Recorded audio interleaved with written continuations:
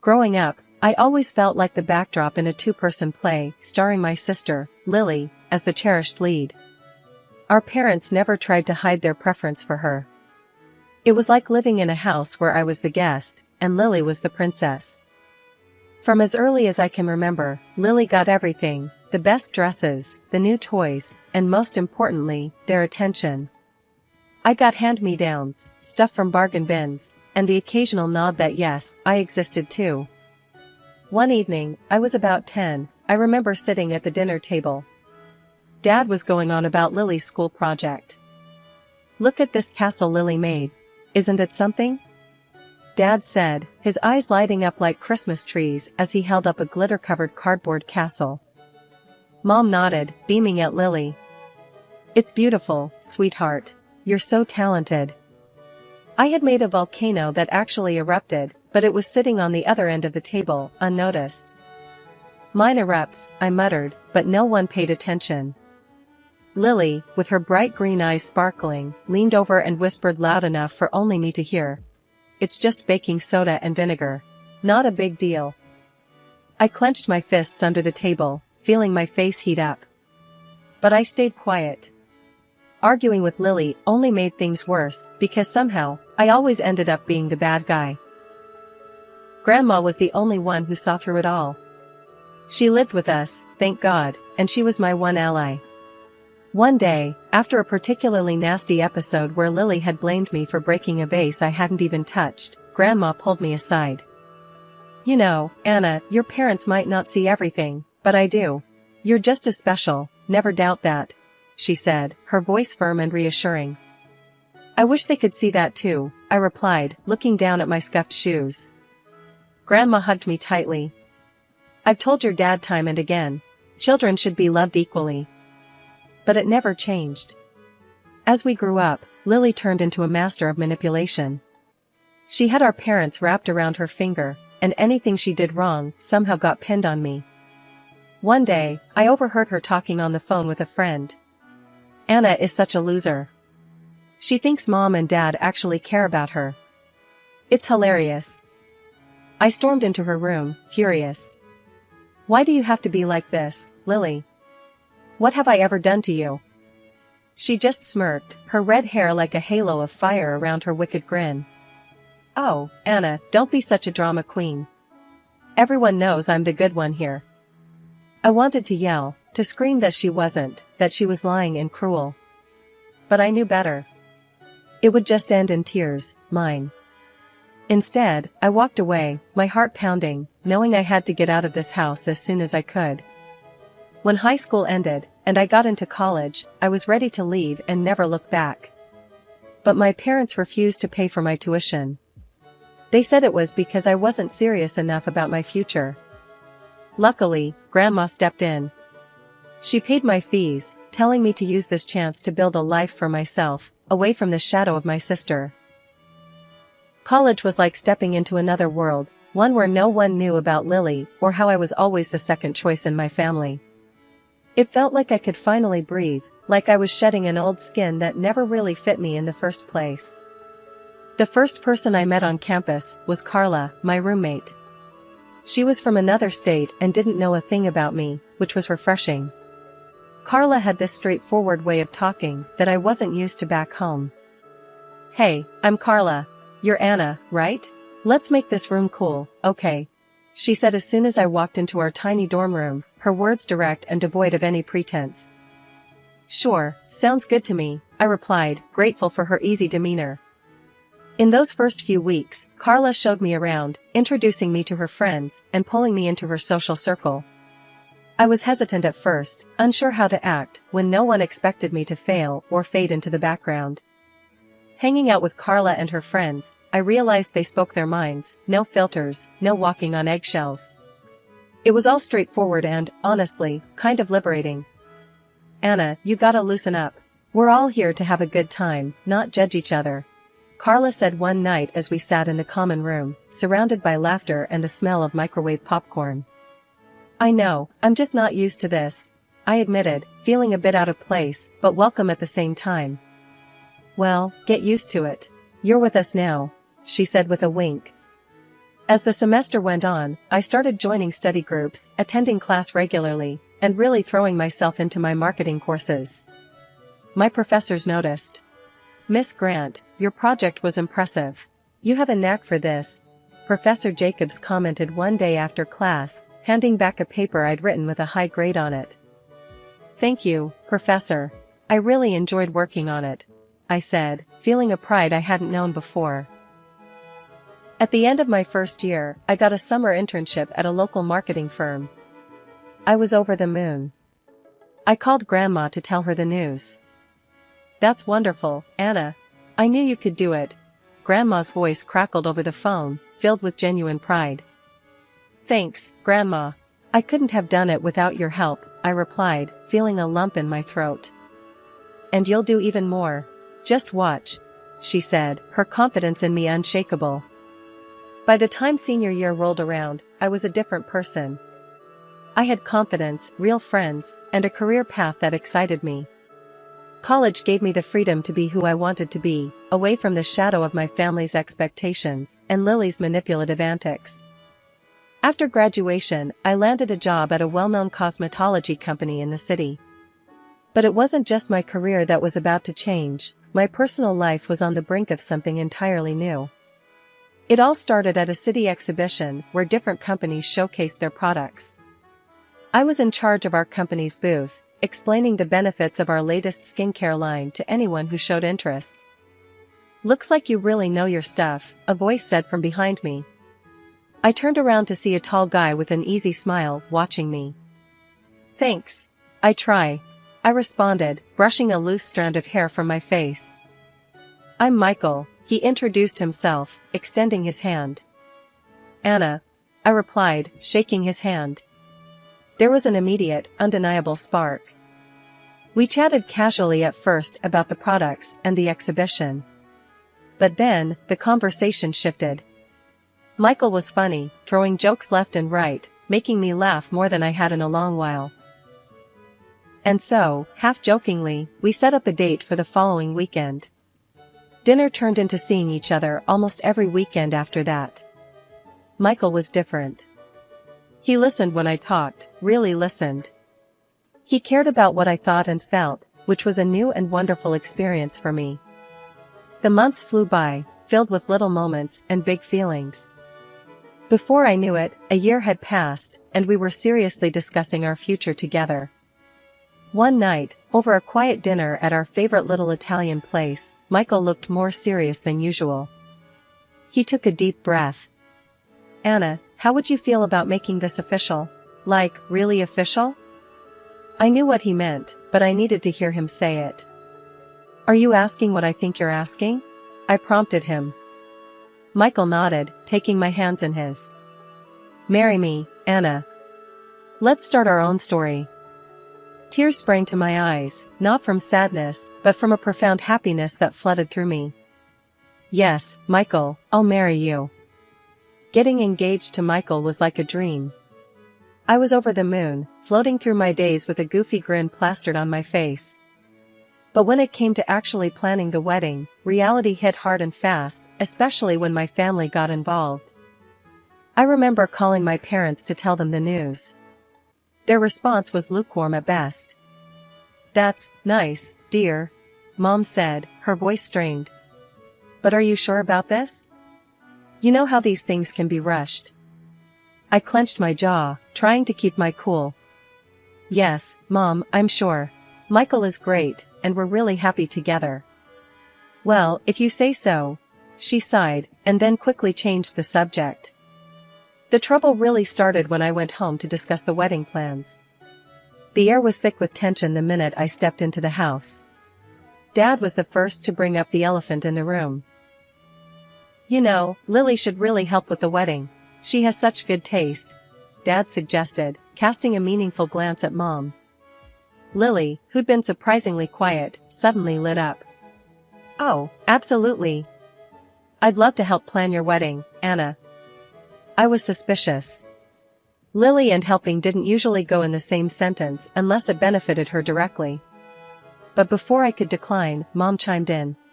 "It would be such a nice way to bond before the big day." And think about it, Anna, with your work schedule, do you really have the time to manage everything? Against my better judgment, I agreed. I was too busy, and maybe, just maybe, Lily had changed. How wrong I was. Weeks went by, and every time I called Lily to check on the progress, she reassured me with her sweetest voice. Everything's under control, sis. I booked the venue, and wait till you see the decorations I planned. 2 weeks before the wedding, I took a day off to see everything for myself. The venue was booked, alright, but that was about it. No caterer, no decorator, no nothing. It was a disaster waiting to happen. I called Lily, my voice shaking with anger. What the hell, Lily? You said everything was taken care of. Oh, calm down, Anna, you're always so dramatic. It's all going to be fine. She brushed me off. Fine? There's nothing done. Were you planning to ruin my wedding? There was a pause on the other end of the line. Then, in a voice dripping with feigned innocence, she said, I don't know what you're talking about. Everything will be ready, trust me. I hung up, fuming. No way I was going to let her mess this up. I called my friend Janet, who had an impressive experience with event planning. Janet, I'm in a bind. Can you help me salvage my wedding? Of course, Anna. Don't worry, we'll make sure your day is perfect. What's done is done. Let's fix this, Janet responded, her voice a lifeline in the chaos.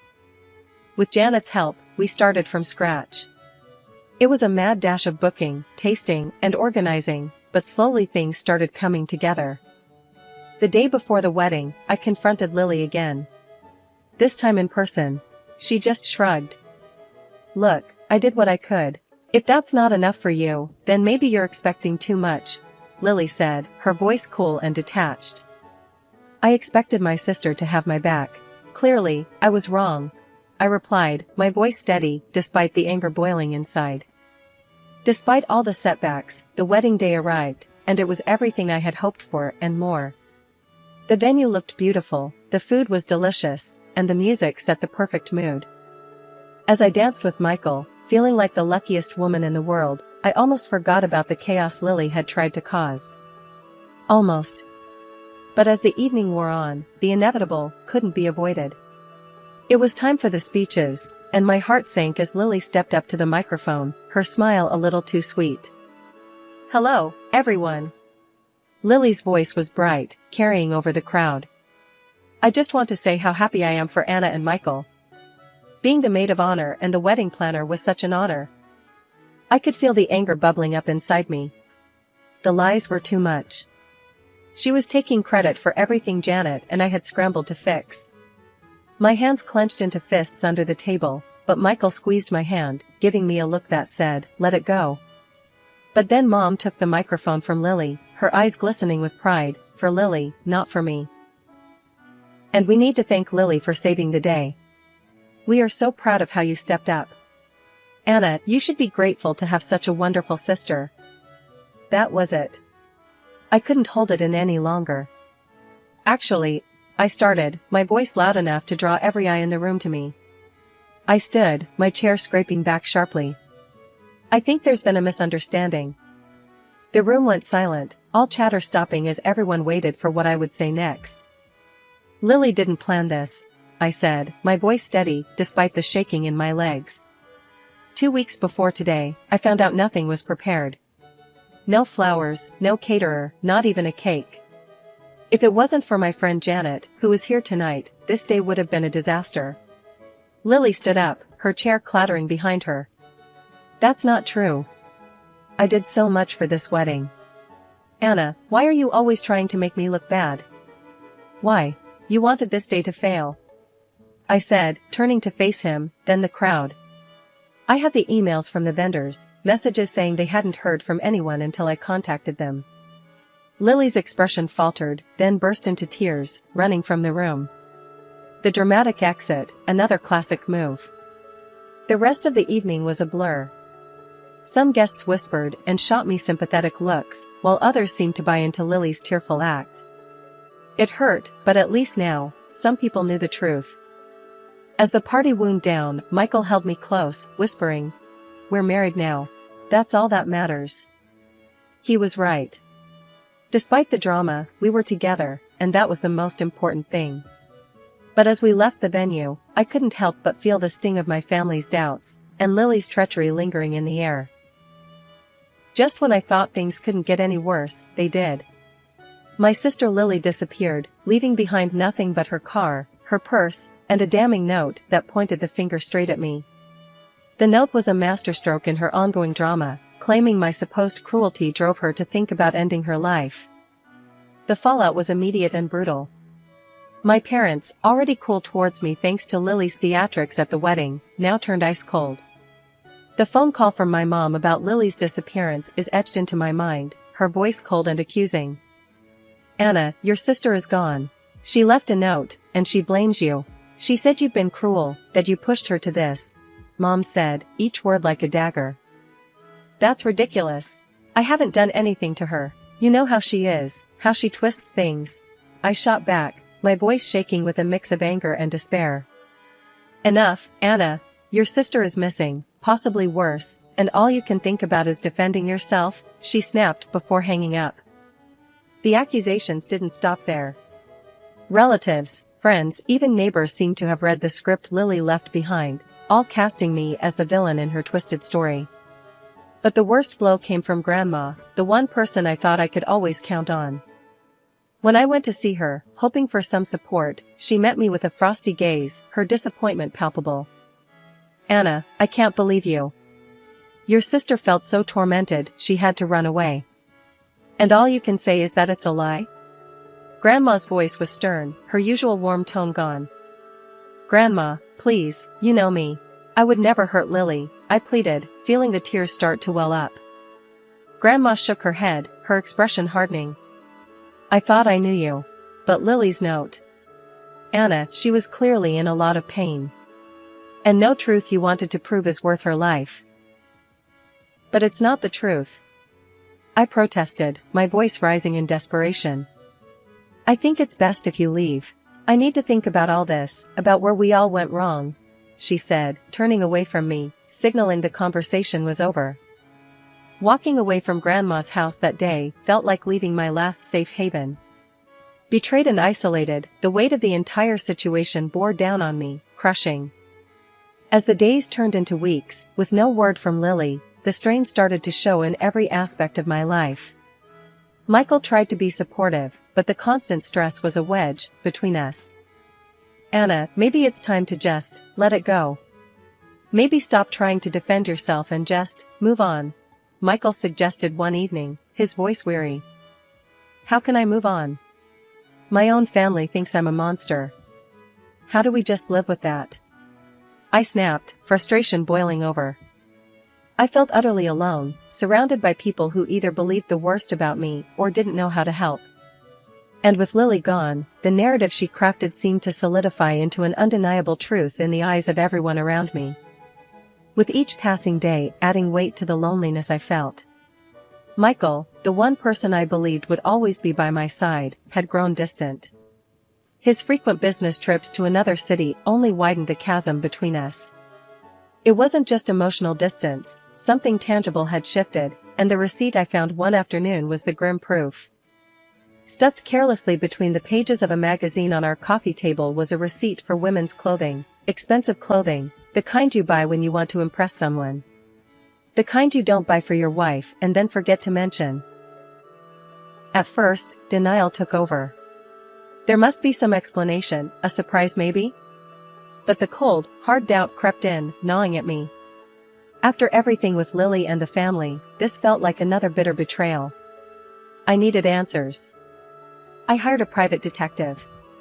It felt so cliché, like something out of a bad movie, but what other options did I have? I gave him all the details, Michael's travel schedule, the receipt, everything. He called a couple of weeks later. "I have the results of the investigation," he said, his voice neutral. "I'll drop off the full report and the photos tomorrow. It's best if you see everything for yourself." The next day, armed with the report and a sealed envelope of photos, I felt like I was on the verge of a breakdown. But there was one thing I needed to do before confronting Michael. I needed to talk to Grandma. Grandma looked frail, her illness having taken a visible toll on her. But when she saw me, there was a flicker of something in her eyes, surprise, confusion, maybe a hint of relief. "Anna, what are you doing here?" she asked, her voice weaker than I remembered. "I needed to see you," I said, stepping inside, feeling the weight of the envelope in my hand. We sat in her living room, the air thick with unsaid words. I handed her the envelope, watching her hands tremble slightly as she opened it and pulled out the photos. I watched her face as she looked at each photo, her expression shifting from confusion to shock to sadness. Then she looked up at me, tears in her eyes. "Oh, Anna. I had no idea," she whispered, the realization dawning on her. "Grandma, I know things have been awful between us. I know you felt I pushed Lily away, but these show a different story," I said, my voice steady despite the turmoil inside. She reached out, her hand gripping mine tightly. "I was wrong, Anna. I'm so sorry. Your sister, she deceived me too, not just you." Grandma passed away quietly 2 weeks after our last conversation, and we gathered at her house for her will reading. The air was heavy with the scent of old books and faint floral perfume, a smell that always reminded me of Grandma. I sat there, my hands folded in my lap, steeling myself for what was to come.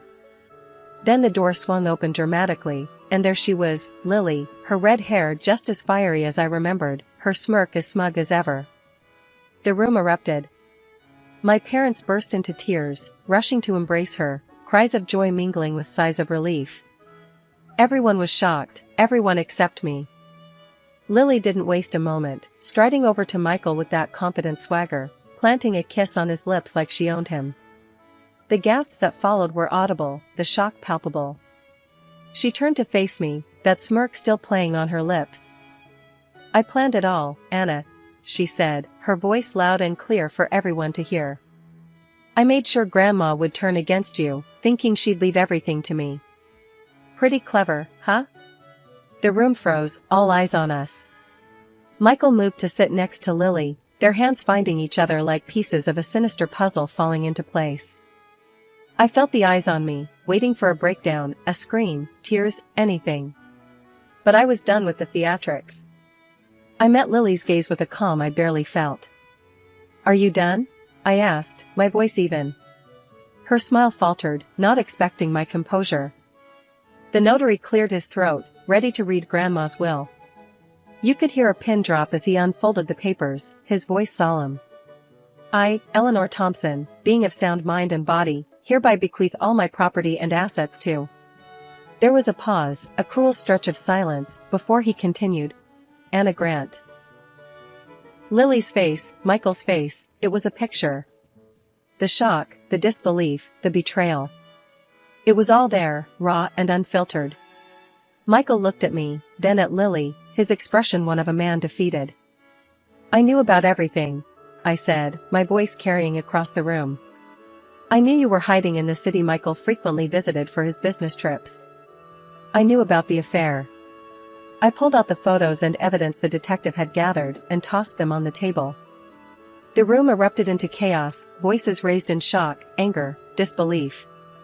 My parents, still clinging to their golden child, looked at me with eyes full of questions and accusations.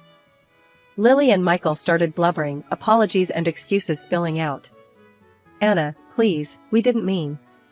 "Save it," I cut them off, my heart hardening against their fake pleas. "I'm filing for divorce, and I want compensation for the betrayal." My statement was met with stunned silence, then more whispers.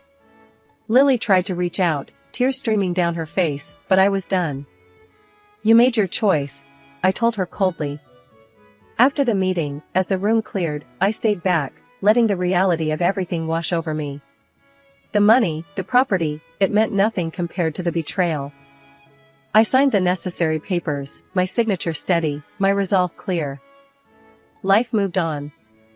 I settled the divorce, received the compensation, and started rebuilding my life, piece by piece. It was hard, harder than anything I'd ever done. But for the first time in a long time, I felt like I was in control of my own story.